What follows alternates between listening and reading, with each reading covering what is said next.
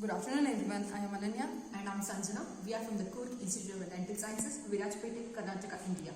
Our topic of discussion is about artificial intelligence, the advancement of artificial intelligence in the study of squamous cell carcinoma.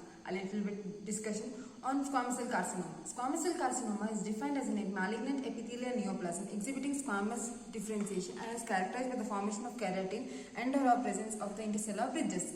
A little bit on demographics incidence, it's about 2 to 10% per 1 lakh population per year, and the racial predilection shows a little bit it's predicted towards white, and gender predilection shows that the male is to female ratio is 2:1, and the main etiological factors are tobacco chewing, excessive alcohol, and high exposure to UV light. The clinical features are like the patient mainly presents with an ulceration with an indurated margin, and the histopathological study shows that there is an evidence of keratinization and presence of numerous epithelial keratin pearls, and the regional metastasis is more common. So the prognosis and prediction, irrespective of the treatment protocols, the long-term morbidity and mortality of the disease is unfavorable. Prediction and prognostication of the disease will go a long way in the treatment outcomes.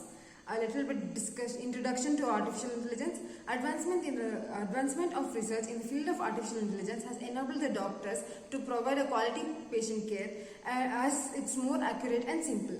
It has helped the clinicians of these programs has helped the clinicians in diagnosing a pathology.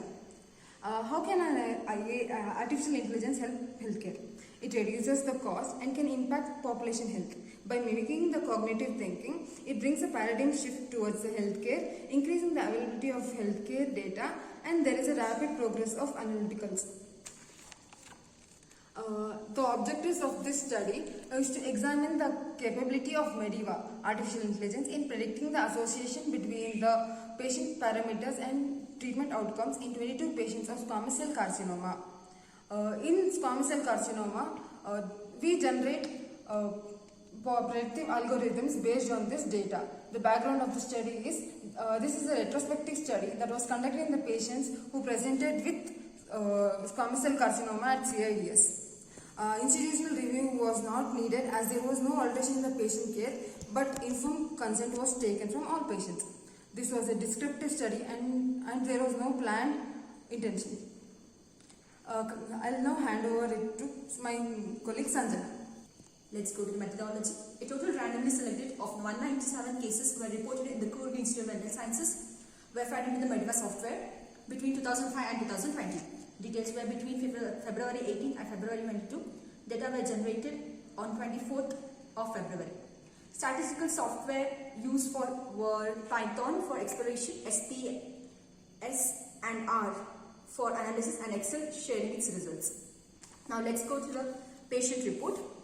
According to the statistics, the incidence of squamous cell carcinoma is more in the age group of 55 and 64 years, and among the 22 patients we have taken, equal predilection between male and female has seen.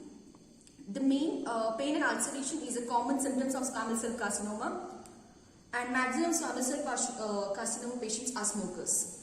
Now, in the microscopic features, specimen color is found to be majoritarily creamish, and many of the specimen is soft in consistency.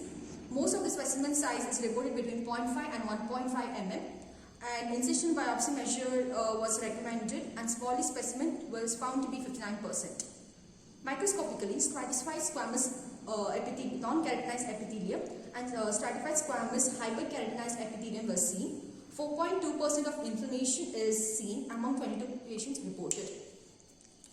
Among 22 cases of squamous cell carcinoma, tobacco chewers have 53.8% of incidence, whereas 1.8% of squamous cell carcinoma patients are non-tobacco chewers.